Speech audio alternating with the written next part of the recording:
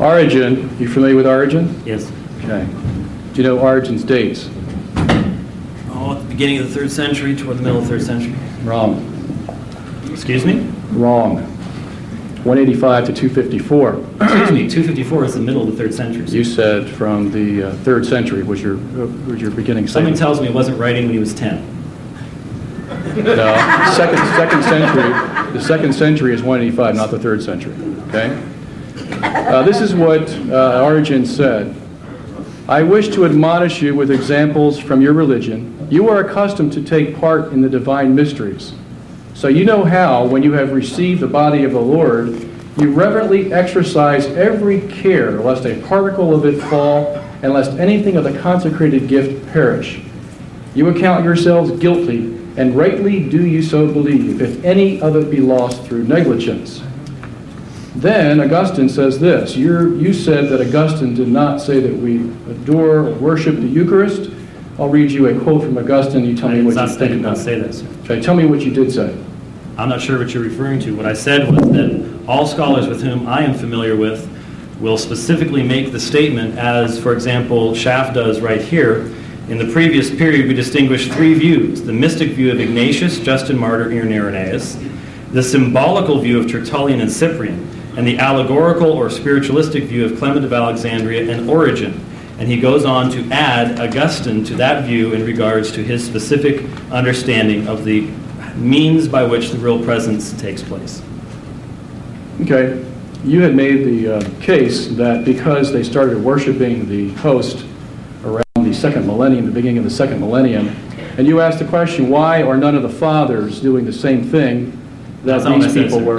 Well, whatever. Can I correct the statement? I made the statement in my opening statement. In fact, I specifically cited Theodoret, where he speaks of adoring the elements, and then I demonstrated that he spoke of that in a figurative way.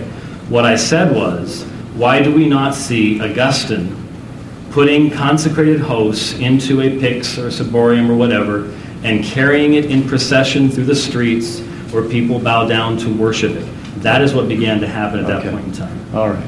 If what you're doing is trying to say that there's a difference between Augustine adoring the Eucharist and then carrying a ciborium through the streets, if that's the case you're trying to make, you're correct.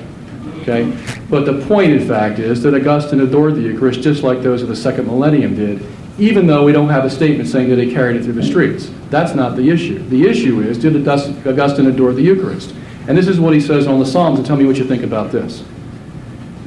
For he received earth from earth, because flesh is from the earth. He took flesh from the flesh of Mary. He walked here in the same flesh, and gave us the same flesh to be eaten unto salvation. But no one eats that flesh unless first he adores it. And thus it is discovered how such a footstool of the Lord's feet is adored. And not only do we not sin by adoring it, we do sin by not adoring it. Is that a question I can answer? Yeah, tell me what you think of that. Thank you. Well, I think when you read Augustine, you understand why it is that Schaff, Pelican, Cunningham, J.N.D. Kelly, and everyone else understands why he did not hold to a materialistic view. Let me give you just one quote. This is a tractate 50 from Gospel of John. Let us, for our parts, show the Jews where Christ is.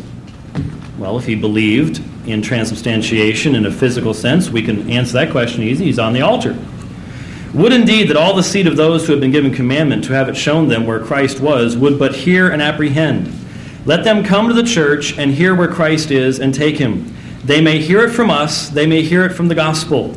He was slain by their forefathers, he was buried, he rose again, he was recognized by the disciples, he ascended before their eyes into heaven, and there sitteth at the right hand of the Father.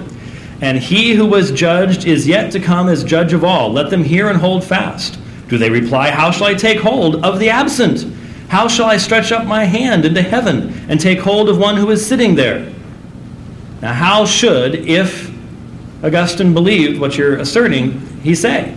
By partaking of the supper. What does he say? Stretch up thy faith, and thou hast got hold.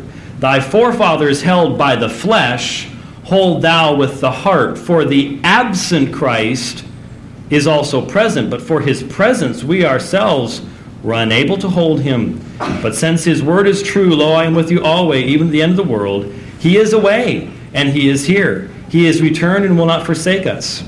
For he has carried his body into heaven, but his majesty he has never withdrawn from the world.